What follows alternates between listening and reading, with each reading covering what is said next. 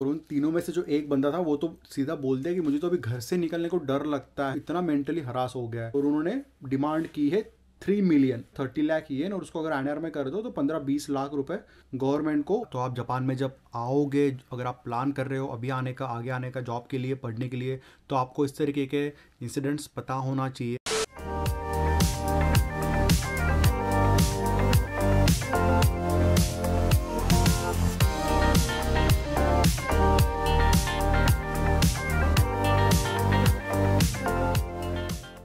Hello दोस्तों, कैसे हो आप लोग? आपका नए वीडियो में फिर से स्वागत है। अगर आपने अभी तक चैनल को सब्सक्राइब नहीं किया है तो दोस्तों प्लीज़ ज़रूर सब्सक्राइब करिएगा। आज दोस्तों सब कुछ लेट चल रहा है। आज है फ्राइडे और आज मैं बहुत लेट उठा हूँ। ऑफिस को लॉगिन भी काफ़ी लेट किया है, मीटिंग भी मैंने मॉर्निंग में लेट ज्वाइन की है, लंच लेट, शाम का खाना भी लेट, और अभी जिम भी मैं काफ़ी लेट जा रहा हूँ। आपको पता होगा कि जापान में जो हेल्थ सिस्टम होती है वो बहुत ही बढ़िया होती है। आप कोई भी ऑफिस में कहीं भी काम करो, यहाँ के जो एम्प्लॉयर आपके होते हैं, जो आपकी ऑफिस या कंपनी जो भी होते हैं, वो आपको यहाँ पर फ्री में हेल्थ चेकअप सर्विस देते हैं। तो साल में एक बार आपका फुल बॉडी चेकअप यहाँ पर आप फ्री में करवा सकते हो। तो मैं 8 साल मुझे यहाँ पर हो गए, और हर साल यहाँ पे आने के बाद में मैंने हर साल यहाँ पे फुल बॉडी चेकअप करवाया, ताकि मेरे अगर बॉडी में कुछ दिक्कत है, मुझे कोई प्रॉब्लम है, तो वो मुझे पता चल जाए। तो ये मैंडेटरी होता है। आप कोई भी कंपनी में यहाँ पे काम करो, आपको मैंडेटरी ये हेल्थ चेकअप करवाना ही पड़ेगा।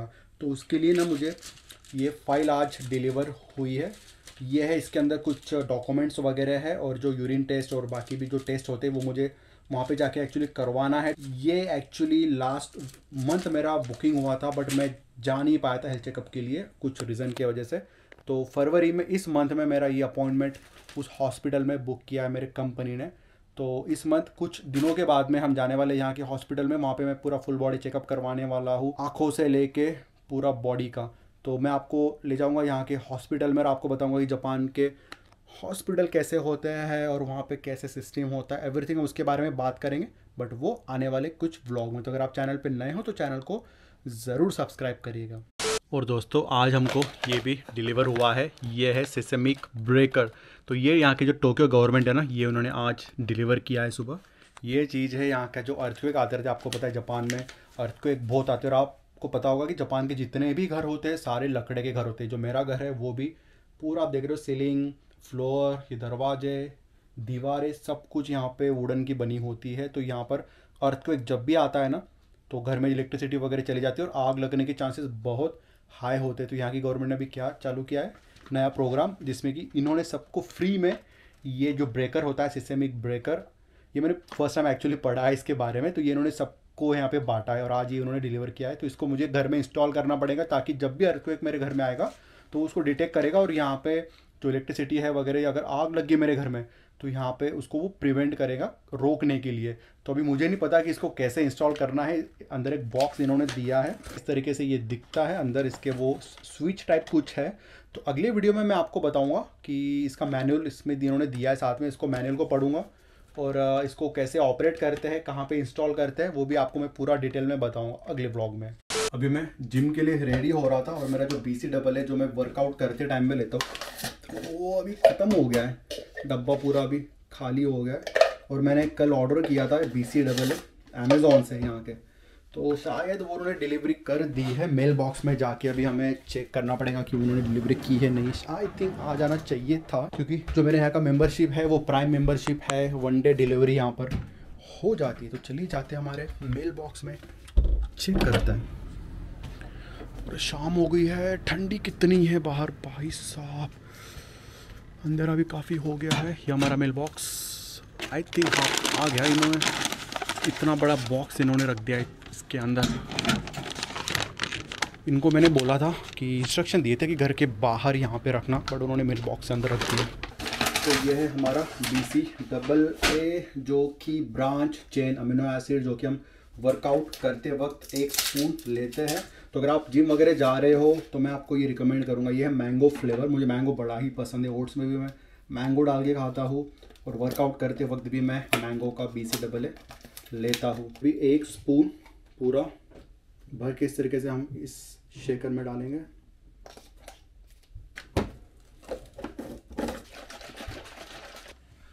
तो ये हमारी जिम की बैग अभी रेडी हो गई है। वर्कआउट से पहले आधा घंटा पहले एटलीस्ट मैं लेता हूँ प्री वर्कआउट, ये वाला। इसके अंदर है थोड़ा कैफीन और बाकी भी कुछ कुछ इसमें होता है जो कि स्ट्रेंथ स्टैमिना देता है वर्कआउट करते वक्त, क्योंकि मैं काफ़ी हेवी वर्कआउट करता हूँ, काफ़ी वेट उठाता हूँ, तो इसकी मुझे बहुत ज़रूरत पड़ती है। और शाम होने के बाद में नींद बहुत आती है और पूरा मोटिवेशन ही ख़त्म हो जाता है, क्योंकि दिन भर काम करके ऐसा लगता है कि यार अब आराम करो, सो जाओ, टीवी देख लो, ऐसा। बट ये लेने के बाद में ना आपको बहुत फ़र्क गिरेगा। तो मैं आपको रिकमेंड करूँगा कि आप जब भी ये वर्कआउट वगैरह स्टार्ट करो तो इसको हाफ स्पून, क्योंकि एक तो बड़ा ही स्ट्रॉन्ग होता है।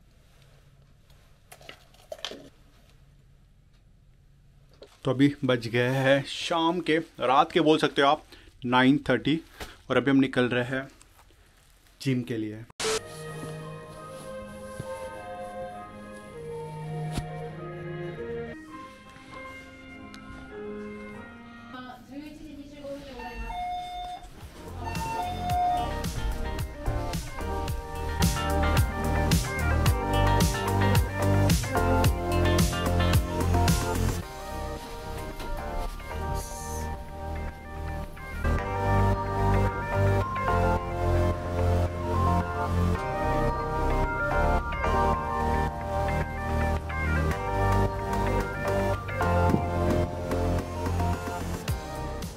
तो दोस्तों अभी हमारा वर्कआउट जस्ट ख़त्म हुआ है और अभी रात के बज रहे हैं 11:30। आज काफ़ी लेट हो गया मुझे जिम आने के लिए, और अभी हमने जस्ट हमारा जो आफ्टर वर्कआउट प्रोटीन होता है वो भी जस्ट अभी लिया है। और दोस्तों अभी आपने नोटिस किया होगा जब मैं जिम से निकल रहा था तो म्यूज़िक बज रही थी यहाँ पे। तो आपको पता होगा, मैंने शायद आपको पिछले काफ़ी व्लॉग्स में बताया कि जापान में जब भी कोई शॉप बंद हो रही है, ऑफिस बंद हो रहा है, या फिर कोई भी यहाँ पे सर्विस जो ख़त्म होने को आ रही है, उसके 15 मिनट पहले, आधे घंटे पहले यहाँ पे एक म्यूज़िक बजती है। उसका मतलब ये है कि अभी आपको जो भी करना है फाइनल आपका कर लो और आपको निकलना है अभी, यानी इसके आगे आपको टाइम नहीं मिलना है। तो यहाँ पे स्ट्रिक्ट रूल फॉलो करते लोग। तो मेरा जिम जो है वो 11:30 बजे रात में बंद होता है और 11:15 बजे वो म्यूज़िक बजना स्टार्ट हो जाता है। तो लोगों को सिर्फ 15 मिनट मिलते हैं आप शावर वगैरह लेने के लिए, रेडी होने के लिए, अपना बैग वगैरह जमाने के लिए। उसके बाद वो निकल जाते हैं और 11:30 के बाद में आपको एक बंदा भी यहाँ पर नहीं दिखेगा जिम के अंदर। तो ये जापान का एक वन ऑफ द कल्चर है, जो कि जब भी आप जापान में आओगे आपको ये कल्चर ज़रूर फॉलो करना पड़ेगा। और दूसरी बात आपने यहाँ पे ये भी नोटिस की होगी, जब मैं लिफ्ट में था तो एक बंदा बटन के पास खड़ा था। तो जब भी आप लिफ्ट के अंदर और आपके बटन के पास खड़े हो तो आप ओपन का दरवाज़ा, जब भी लिफ्ट आ गई नीचे तो आपको बटन दबा के रखना पड़ेगा, और जब तक सारे लोग नहीं उतर जाते आपको वो बटन दबा के रखना पड़ेगा। ऐसा नहीं कि आप दरवाज़ा खुला और आप पहले ही निकल गए, वो बहुत बैड मैनर्स यहाँ पे माना जाता है। तो जब भी आप जापान में आओगे और आप लिफ्ट के अंदर जा रहे हो और आप उस बटन के पास खड़े हो तो वो आपका फ़र्ज़ है कि जब तक सारे लोग नहीं निकल जाते आपको बटन ओपन वाला गेट का प्रेस करके रखना है। तो ये भी आप ज़रूर बात याद रखिएगा।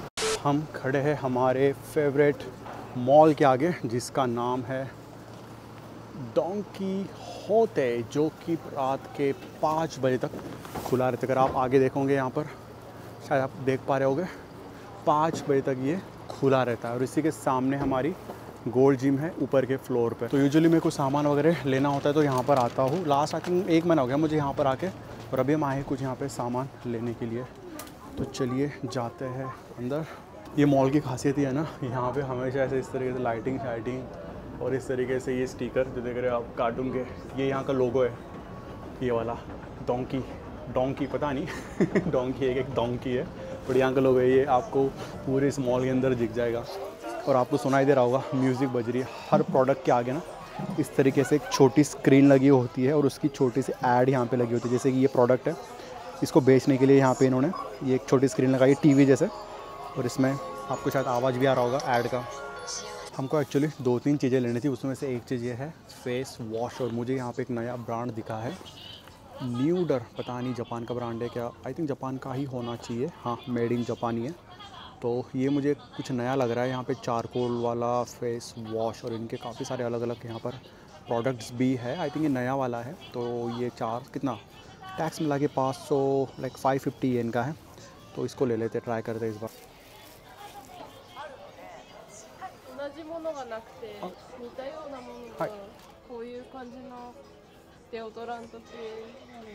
रोलर がないですか? मुझे एक्चुअली रोलर भी लेना था, आर्म रोलर जो होता है ना सुबह नहाने के बाद में जो लगाते हैं साइड में। मेरे पास परफ्यूम काफ़ी सारे हैं, बट जो जिम में वर्कआउट वगैरह करता हूँ स्वेट बहुत ज़्यादा आता है। तो ये फ्लोर के अभी मैंने 15 मिनट चक्कर लगाया, मुझे कहीं नहीं मिला। तो फाइनली मैंने स्टाफ को पूछा और उसने बोला कि यार यहाँ पर इतना सेक्शन है परफ्यूम वाला, और यहाँ पर मुझे दोस्तों दिखे एक्स के परफ्यूम। इंडिया में तो एक्स काफ़ी फेमस है, बट यहाँ पे ना एक्स होता है उसका जो साइज़ है वो सिर्फ इतना छोटा होता है। हमारे इंडिया में इससे आई थिंक डबल साइज़ के मिलते हैं, और इतना जो छोटा वाला है ना, इसका प्राइस देख लो आप 600 येन का। इतना छोटा सा एक्स का ये परफ्यूम है। मुझे नहीं पता इंडिया में इसका प्राइस कितना है, बट यहाँ पे ये सारे 600 येन के। आप मुझे कमेंट करके बताओ कि ये इंडिया में इसका प्राइस कितना है। मुझे दोस्तों एक मेड इन जापान वाला रोनॉन मिला है, ये वाला गैट्सबी। तो आपको शायद पता होगा इसके जो हेयर प्रोडक्ट है, जेल वगैरह काफ़ी ज़्यादा मिलता है। तो ये मुझे यहाँ पे एक रोल ऑन मिला है इसका। ये वाला अनसेंटेड है और ये वाला साइट्रस वाला है। और ये कितने का है? ये 600 येन का है। तो इसको ले लेते हैं। फर्स्ट टाइम मैं इसको यूज़ कर रहा हूँ, देखते ट्राई करके कैसा एक्सपीरियंस होता है। सारा हेयर कलर का है और यहाँ पे भी देख लो, अब छोटा सा स्क्रीन लगा हुआ है उसके ऐड का है। और यहाँ पे आप देख लो लोग ना ग्रीन, येलो, पिंक और क्या क्या टाइप के यहाँ पे कलर लगाते हैं। और ये पूरा सेक्शन जो है वो हेयर कलर का ही है। दोस्तों मुझे आप लोगों के काफ़ी कमेंट्स आए थे कि जापान में काफ़ी लोग यहाँ पे रहते हैं, उन्होंने मुझे डायरेक्टली इंस्टाग्राम पे रीच किया और मुझे कमेंट भी किया है कि प्रोटीन कौन सा लेना है जापान के अंदर, या फिर अगर आप इंडिया में भी हो तो कौन सा प्रोटीन खाना है। तो जो लोग अभी जापान में रहते हैं, जिन्होंने मुझे इंस्टाग्राम पे रीच किया है और यूट्यूब पे भी उन्होंने कमेंट करके पूछा है, उनको मैं बताता हूँ। अभी मैं ऊपर के सेक्शन में आया और यहाँ पे ये पूरा सेक्शन जो है डोंकी में, ये पूरा प्रोटीन का है। तो ऑन सप्लीमेंट तो आपको पता होगा इंटरनेशनल है, इंडिया में भी मिलता है, बट ये काफ़ी महंगा। अगर आप इसको जापान में भी खरीदोगे ना, ये बहुत महंगा मिलता है, 10,000 येन का, बहुत एक्सपेंसिव है। बट यहाँ पे जो लोकल ब्रांड है जापान के, जैसे कि ये बिल्ड, ये अभी रिसेंटली लॉन्च हुआ है। ये जो आप बॉडी बिल्डर देख रहे हो, इसको मैं इंस्टाग्राम पे फॉलो करता हूँ, बड़ा अच्छा इसने अपना नया ब्रांड अभी लॉन्च किया है।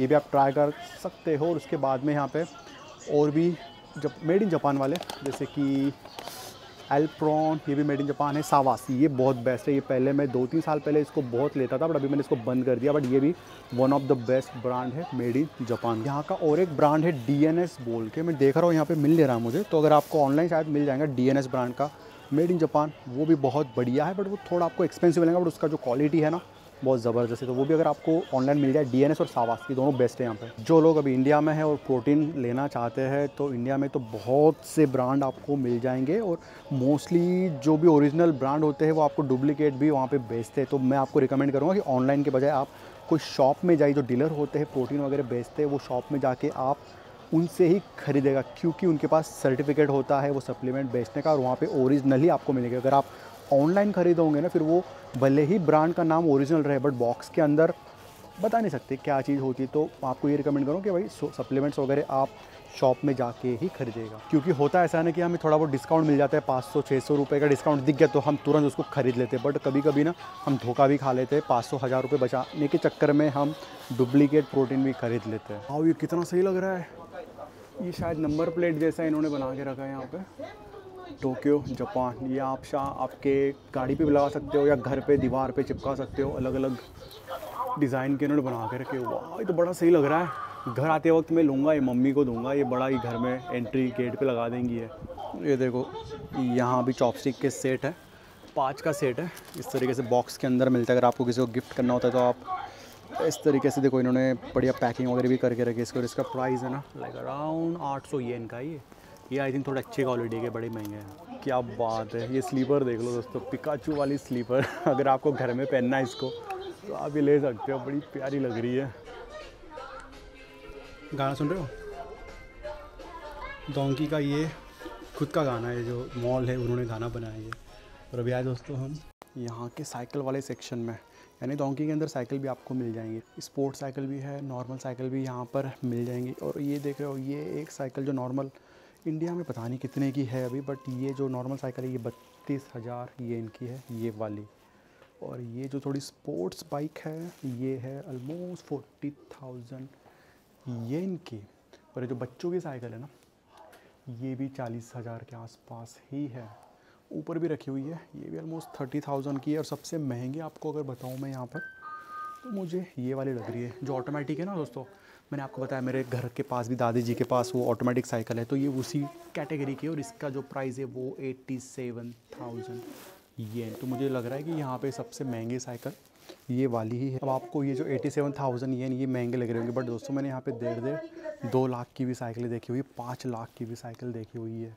तो यहाँ पे ना मैंने साइकिल का जो प्राइस है, किसका हो जा रहा है, साइकिल का जो प्राइस है यहाँ पर, ये यानी मैक्सिमम पता नहीं मुझे कितने की मिलेंगी, बट हाँ बहुत महंगी मिलती है यहाँ पर। ये डोंकी ऐसा शॉप है ना कि यहाँ से मेरा जाने का मन ही नहीं करता है। यानी इसके अंदर आप पूरा घर बसा सकते हो, इतने हर टाइप के सामान आपको यहाँ पे मिल जाएंगे। तो जब भी मैं यहाँ पे आता हूँ ना 2-4 चक्करे ऊपर नीचे लगा ही देता हूँ कि कुछ नया कुछ दिख जाए यहाँ पे। अभी मैं है इसके 4th फ्लोर पे, और यहाँ पे देखो कितना चमकी लगी हुई है डिस कलर के लाइट्स। ये क्या चीज़ है? ओ अच्छा, ये है लाइटर। देखो दोस्तों, यूनिक लाइटर, और इन्होंने लॉकर के अंदर रखे ताकि कोई यहाँ पे चुरा के ना ले जाए। अगर आपको चाहिए तो काउंटर पे जाके उनको बोलो कि हमें कौन सा लाइटर चाहिए, वो आपको देंगे। क्योंकि इसका प्राइस देख लो आप, 9,000 का ये एक लाइटर है। आई थिंक सारे ही 9-10 हज़ार के, बहुत महंगे वाले। इधर है सारे टॉयज़, और यहाँ पे डोंकी में आपको टॉयज़ बहुत महंगे मिलेंगे। छोटे छोटे टॉयज़ आपको 2,000 येन के आसपास मिलेंगे। तो अगर आप जापान में आ रहे हो और आपको कुछ ऐसे टॉयज़ ख़रीदना है तो मैं रिकमेंड करूँगा कि डोंकी से मत खरीदेगा आप, यहाँ पे बहुत ही एक्सपेंसिव मिलता है। भाई साहब कितना इन्होंने क्यूट इसको सजा के रखा है, देखो अंदर पूरा। और ये भी पूरा टॉय का सेक्शन है। आई थिंक ये बच्चों के टॉयज़ है सारे, यानी छोटे जो बेबी होते हैं, न्यू बॉर्न बेबी के तकिए वगैरह, कितने क्यूट है। ये देखो एक हैंकी है, छोटे बच्चों की हैंकी, और देख लो कितने की 500 येन की। ये दोस्तों डोंकी का टॉप फ्लोर, और यहाँ पे सारे जो किचन के अप्लायंसेस है वो यहाँ पे मिलते हैं। यहाँ से हमें तो कुछ लेना है नहीं, बट मैं बस आपको बताने के लिए यहाँ पर आया था। तो देखो अंदर आते ही ना यहाँ पर ये है जापानीज स्टाइल कुकर। यूजुअली ये इस टाइप के जो कुकर है ना आपको जापान के सबके घर में मिल जाएंगे। तो मेरे पास कौन सा है? मेरे पास शायद ये वाला है। जो प्राइस है कितना है, ये 20,000 येन का। तो यूजुअली जापान में जो कुकर होते हैं ना, यूजुअली आपको 15 से 20,000 येन तक अच्छे वाले मिल जाते हैं। तो जब भी आप जापान में आओगे तो ये कुकर आपको मस्ट है, क्योंकि जो जापानीज़ कुकर होते हैं उसी के अंदर जापान के राइस बनते हैं। अगर आप ऐसे सोच रहे हो कि आप इंडिया से कुकर लाओगे और उस इंडियन कुकर के अंदर आप जापान के राइस कुक करोगे, तो ये नहीं हो सकता, ये पॉसिबल ही नहीं है। मैंने ऑलरेडी करके देख लिया है। तो आपको इसी टाइप के कुकर ख़रीदने पड़ेंगे। जापान में जो सीलिंग लाइट होते हैं ना वो इस तरीके से होते हैं। यूजुअली हमारे लंबे वाले लाइट होते हैं, बट जापान में इस तरीके के गोल वाले सीलिंग के लाइट होते हैं। और ये एक लाइट आपको कुछ 6-7 हज़ार इनका मिल जाएगा। तो मेरे घर में भी आपने नोटिस किया होगा, इसी तरीके के ऑटोमेटिक रिमोट होते हैं इसका, और इसमें 4-5 आप चेंज कर सकते हो शेड इसका। तो आपको सबके घर में इस तरीके के लाइट्स मिल जाएंगे। निकलते हैं यहाँ पे, 12:30 बज गए ऑलरेडी। इराना इधर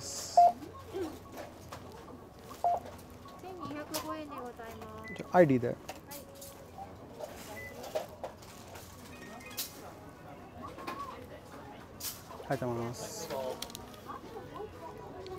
यहाँ पे ना जितने भी स्टाफ होते हैं, क्योंकि 5 बजे तक खुला रहता है ना रात में, तो यूजुअली पार्ट टाइम यहाँ पे काफ़ी लोग जॉब करते हैं। अपने दोस्तों एक नोटिस किया होगा, मैं जहाँ भी जाता हूँ, कोई भी रेस्टोरेंट में या सुपरमार्केट में या कहीं घूमने के लिए जापान में, आपने नोटिस किया होगा कि यहाँ पे आपको कोई इंडियन या फिर कोई फॉरेनर यहाँ पे स्टोर में आपको जॉब करते हुए या काउंटर पे ऐसे नहीं दिखा होगा। तो मुझे आपको ना एक चीज़ बतानी है रेसिज्म के बारे में। जापान में काफ़ी लोगों के मुझे क्वेश्चंस भी आए थे कि जापान में रेसिज्म होता है क्या, होता है तो कैसे, क्या उसके बारे में। तो अभी ना मुझे आपको इस वीडियो में स्पेसिफ़िक रेसिज्म के बारे में बात करना है। अभी साइकिल पे तो हम व्लॉग शूट नहीं करेंगे, क्योंकि आपको पता है कि रात के टाइम पे यहाँ पे पुलिस घूमते रहती है, और मैं एक हाथ में अगर कैमरा पकड़ूंगा बात करूँगा तो वो फिर से पकड़ लेंगे, परेशान करेंगे रात के टाइम पे। तो अभी रेसिज्म के बारे में बात करेंगे घर पहुँचने के बाद में। उससे पहले हम ऑन कर देते हैं हमारा साइकिल का लाइट। घर आते आते दोस्तों हमको बज गए अभी 1। इतने दिनों बाद में, यूजुअली मुझे लेट ही होता है, देख रहे हो आप, अभी 1 बजने वाले हैं। यूजुअली मैं आ जाता हूँ 11, 10:30, 11 बजे तक, और खाना पीना मेरा 12 बजे तक हो जाता है। बट आज जिम के बाद में हम चले गए थे डोंकी, और डोंकी में मुझे बहुत टाइम हो गया जाते आते। तो अभी जल्दी से हम क्या करते हैं ना, दरवाज़ा लगा देता हूँ मैं, बहुत ठंडी है बाहर। जल्दी से हमको अभी करना पड़ेगा डिनर, सबसे पहले तो बनाना पड़ेगा। AC भी ऑन कर देते हैं। कितने पे, 30 पे लगा दिया मैंने अभी इसको। बाहर चल रहा है अभी माइनस टेम्परेचर। तो चलिए जल्दी से अभी बनाते हैं डिनर। डिनर में तो क्या, राइस तो हमारे बने हुए ऑलरेडी। हमें बस अभी थोड़ा कुछ सैलड वगैरह बनाना पड़ेगा। तो दोस्तों हो गया हमारा फाइनली डिनर करके रात के, देख रहे हो अब 2 बज रहे हैं। आज बहुत ही लेट हो गया मुझे, सुबह से दिन की शुरुआत ही मेरी लेट से हुई थी और अभी सोना भी लेट ही है। बट अच्छी बात यह है कि आज फ्राइडे है और कल ऑफिस को छुट्टी है, बट मुझे छुट्टी नहीं है, कल मेरा कॉलेज है। कल आपको पता होगा कि सैटरडे और संडे मेरे MBA के लेक्चर्स होते हैं दिन भर। अभी हम बात करते हैं रेसिज्म की जापान के अंदर। तो मंडे को दोस्तों यहाँ पे एक न्यूज़ मैंने पढ़ी थी इसी वीक में कि यहाँ पे 3 लोगों ने जापान के गवर्नमेंट के ऊपर लॉ सूट कर दिया है। क्यों? क्योंकि उनके साथ में रेसिज्म के इंसिडेंट्स बहुत बार हो चुके हैं। तो मैं जब वो न्यूज़ पढ़ रहा था तो 3 लोग जो नॉन जापानीज यानी फॉरेनर लोग थे, जो यहाँ के रेसिडेंट है, उनके पास यहाँ का PR है, तो उनको यहाँ के जो पुलिस है उन्होंने पकड़ा इन द सेंस होता है ना कि क्वेश्चनिंग करते हैं। यहाँ पे जापान की पुलिस ऐसे है कि कुछ रीज़न रहो ना रहो आपको रोकेंगे और आपका जायरो कार्ड जो रेसिडेंस कार्ड होता है उसके वो पूछेंगे और आप कहाँ से हो क्या हो क्वेश्चन करते रहते हैं वो। तो इन 3 लोगों को, इन फॉरेनर लोगों को उन्होंने पकड़ के जस्ट क्वेश्चनिंग किया कि भाई तुम कहाँ से हो, कौन से कंट्री से हो। और एक बार नहीं दोस्तों, एक बंदे के साथ में 12-15 बार, और एक के साथ में उसने रिपोर्ट में बोला है कि 100 बार उसको अभी तक जापान में 100 बार पुलिस ने रोक के क्वेश्चनिंग किया हुआ है। तो उन तीनों ने क्या कर दिया, यहाँ के गवर्नमेंट के ऊपर डाल दिया केस और उन्होंने डिमांड की है 3 मिलियन ईच। 3 मिलियन बोले तो कितने हो गए, 30 लाख येन, और उसको अगर INR में कर दो तो 15-20 लाख रुपए उन्होंने पर पर्सन गवर्नमेंट को डिफेम, जो होता है ना कि हमको डिफेम कर रहे हो, रेसिज्म हमारे साथ हो रहा है, यहाँ के गवर्नमेंट पे केस कर दिया। और ये जापान में फर्स्ट टाइम ऐसा रेसिज्म का केस हुआ है। और उन तीनों में से जो एक बंदा था वो तो सीधा बोल दिया कि मुझे तो अभी घर से निकलने को डर लगता है कि भाई ये मैं चला रोड पे चलूँ और मुझे पुलिस रोक दे और क्वेश्चनिंग करे। तो वो इतना मेंटली हरास हो गया है। आपको पता होगा कि मैंने आपको मेरा एक्सपीरियंस काफ़ी बताया कि मुझे बहुत बार पुलिस ने पकड़ा है यहाँ पे जब मेरे साइकिल को लाइट नहीं था। और लास्ट टाइम मेरे साइकिल को लाइट था बट मेरे हाथ में फ़ोन था, बट स्टिल उन्होंने पकड़ा, चलो ठीक है। बट उन्होंने मुझे काफ़ी सारे क्वेश्चंस पूछे और एक क्वेश्चन में एक ये भी था कि तुम कहाँ से हो, तुम्हारी कौन सी कंट्री है। अगर मैंने वो क्लिप डाला हुआ है तो आप वो लास्ट वीडियो जाके देख लेना। उन्होंने एक क्वेश्चन भी पूछा है कि वेयर आर यू फ्रॉम। उसकी कोई ज़रूरत नहीं थी एक्चुअली पूछने की, बट उन्होंने मुझे वो चीज़ पूछा। दोस्तों लास्ट वीडियो में भी मैंने रास्ता बदल दिया था क्योंकि वो पुलिस स्टेशन रास्ते में लगता है और वहाँ पे रोज़ वो खड़े रहते हैं और बेवजह रोक देते हैं। यानी मैं जब भी जाता हूँ वहाँ से तो रोक ले, चलो ठीक है, रोक के क्वेश्चन कर लो, इतना मत करो, हमेशा मत करो। जैसे कि मैंने वो रास्ता बदल दिया जिम जाने का, वैसे ही ये जो 3 बंदे इन्होंने तो सीधा केस ठोक दिया उनके ऊपर। तो शायद मुझे वैसे लग रहा है कि मैं उन तीनों को ज्वाइन कर लेना चाहिए, क्योंकि मेरे साथ भी आई थिंक इतने बार तो नहीं हुआ बट 4 बार मुझे आज तक 8 साल में 4 से 5 बार यहाँ पे पुलिस ने रोका हुआ है विदाउट एनी रीज़न। बट एक बार ठीक था कि मेरे साइकिल को लाइट नहीं था, but I can accept that कि वो मेरी गलती थी। बट उसके अलावा बाकी जो 3 बार उन्होंने मुझे रोका और क्वेश्चनिंग किया, और वो भी कंट्री के ऊपर क्वेश्चनिंग किया है मुझे, तो तब तो मुझे नॉर्मल लगा था। अभी तक मुझे नॉर्मल ही लग रहा था, जब तक मैंने न्यूज़ नहीं पढ़ा तब तक मुझे नॉर्मल ही लग रहा था वो। बट इन 3 बंदों ने अभी उन पर डिफेमेशन का केस कर दिया।